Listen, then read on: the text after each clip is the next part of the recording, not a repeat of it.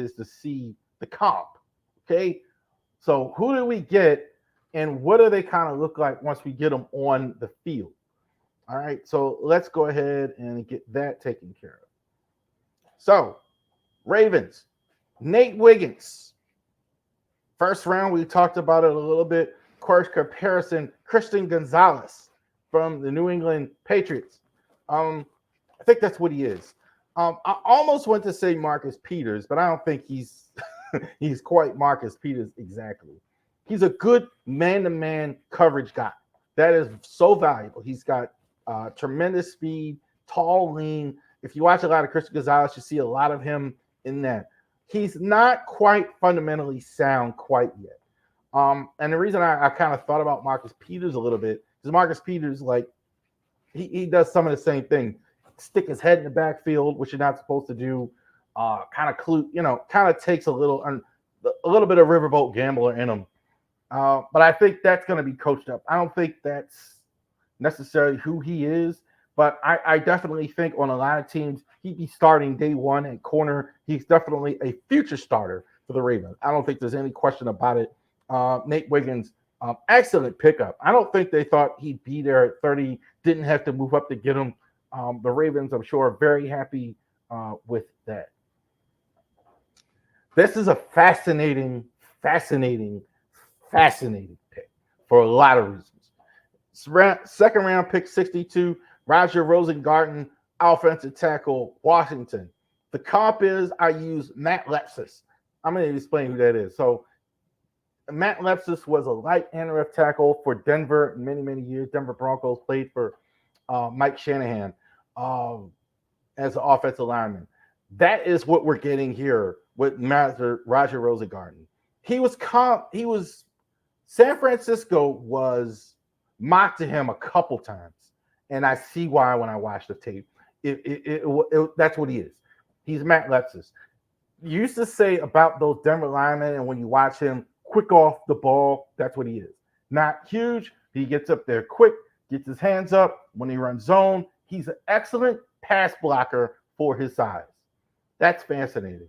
That's very fascinating as well. A lot of those Denver linemen, a lot of those San Francisco linemen through the years were so quick off the ball, and they were good pass blockers despite they weren't real good as well. He's decent enough in zone blocking as far as running as well. So he's very interesting pick here as well. Here's what's even more interesting about this. He's going to be competing with Daniel Falele on the other side, who couldn't be at right tackle. So think about that. That couldn't be more different. Like, Falele is more the run blocker, the mauler, the size. So, and you got a guy who's the total opposite. So it'll be very fascinating to see which way they go here.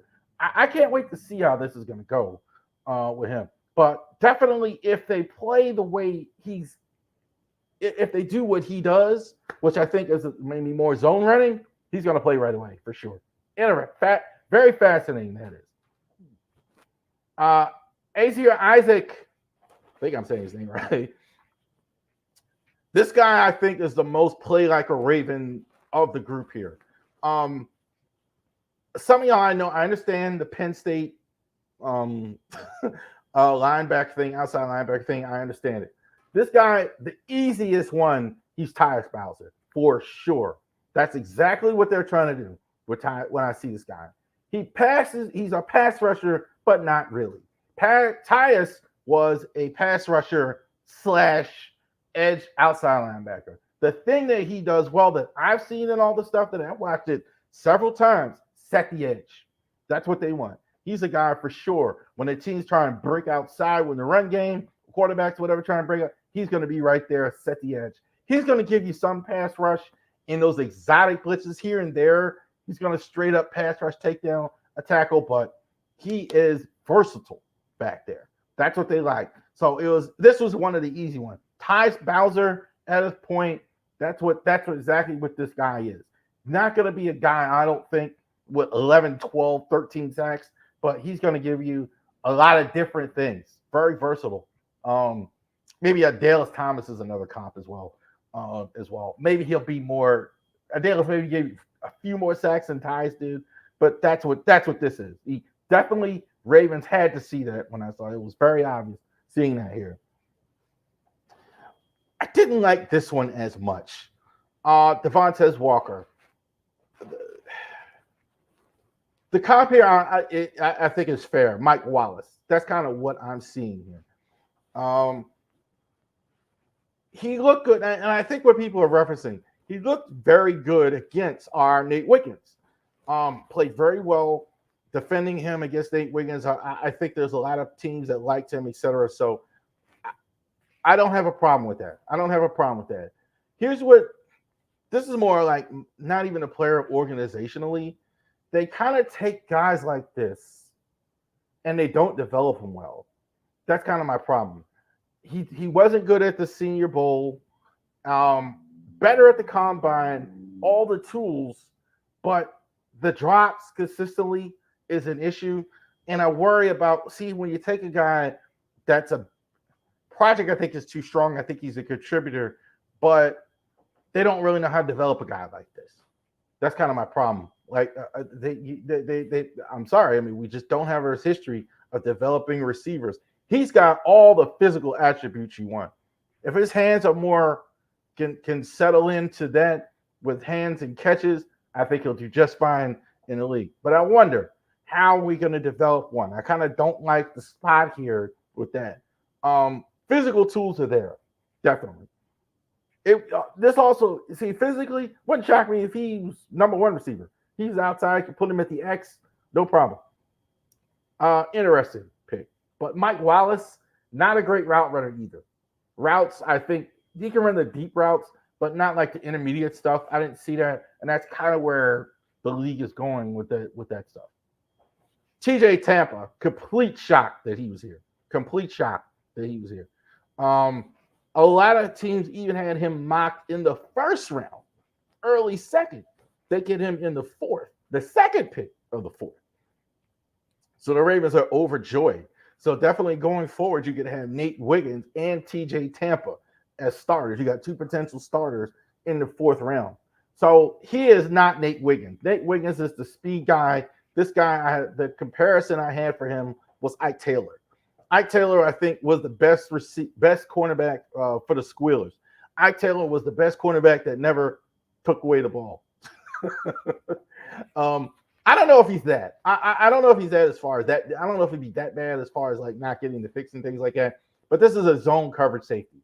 Zone coverage safety, physical, not out of the pale. If he wants to get on the field, he can get some snaps to safety. But I think he's a zone coverage safety.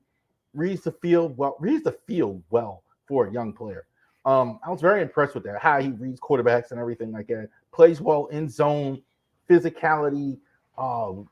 It's going to be tough to like get 5 yards in that 5 yard area where cornerbacks can bump. It's going to be you're going to have a hard time against this guy here. Definitely a guy should have been picked much earlier. TJ Tampa, Rasheen Ali, Marshall, Thundering Herd. Got a couple friends went to the Thundering Herd. Thought about that right away with this pick. I see a lot of wrong comps with him. Keaton Mitchell, no way. No. That's not. He's not a blazing speed guy at all. I didn't see it. What I did see was Justin Forsett. That's kind of what he is. Justin was basically he was a former Raven, mostly a backup running back. He can start. I wouldn't shock me if he started. That's about what he is. Good zone runner, and that's what the Rose Garden pick is going to be interesting. But he's more of an all-around guy. Does a little bit of this, a little bit of that. Good vision, good zone running. I think as well. Definitely. I don't know if he's a starter, but he's definitely a contributor. Definitely like a Justice Hill type. Definitely, I can see that as well. A guy who could come in, change pace, do things differently, especially when you got Derrick Henry. A lot of people are booing this. I don't know why. The comparison I made was to, this is what he might be, Trace McSorley, who was a guy who was drafted with Lamar, backup quarterback late as well. Rex Grossman is what I saw actually when he's throwing the football. Lots of downfield stuff. He could throw the ball downfield. He's big, strong guy, can throw the ball downfield.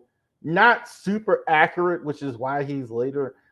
Like I said with Penix, again, old NFL, had this been like 15 years ago, he got drafted much, much higher because he has the size, the prototype arm strength, the prototype ability. He's not super accurate and immediately. So I can see a lot of teams saying, hey, man, we're going to make him more more accurate. What's odd here is two things. I'm not bothered at all that they took a QB. I've heard a lot of that. Like a lot of fans are bothered that he took a QB at all. Look, you can do this or you can wait till the undrafted. I got no problem with them taking one in the 6th round. 6th round, I mean, this is what you're doing, undrafted kickers, etc. So I got no problem with that.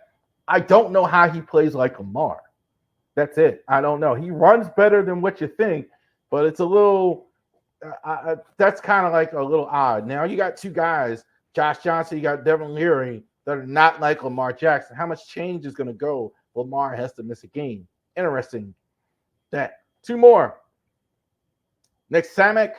I don't know how much we're going to have him on the field. Apparently there is an injury. I don't know the extent of it as well. But what I did see is Casey Rayback. He's not a guy from what I've seen here that's I don't know how to put it, but he's not Pat McCarry, like as far as that goes. I think he's a center pure. That's where he's going to go. I think at guard, he's not nearly as good. I think at center, if you put him there, that's his best. That's his best spot. That's where he plays the best. I think it's a bit of a red shirt because I think he does have some talent. This is to me the most questionable, especially with the injury history. But I think he's a center pure. You know, they're gonna for sure almost put him at guard at some point, but he's a center pure. And Kane, Sassody Kane, I think I'm saying that right. Safety from Purdue. You know, I talked a lot about Trey Taylor, and this is kind of who he reminds me of as well. The comparison is Bob Sanders. That's a little high, like a Bob Sanders, because I don't know if he's a starter his whole career, but he's definitely got a lot of ability. Definitely got a lot of ability. Line of scrimmage and special teams he can play right now. And I think that's a value. Again, you're back here in the 7th round, so you're not taking guys back, a line of scrimmage. Coverage, he's got some work to do. I think that's why he's in the 7th round. If he was a much better cover guy, a little undersized as well, but physical, not scared to get contact, not scared to be at the line of scrimmage, not scared to run into running backs, not scared of any of that stuff. So definitely he'll be on special teams. If he makes the team, he'll be on special teams for sure. All right. Wiggins, Rosengarten, Isaac, Walker, Tampa, Ali, Leary,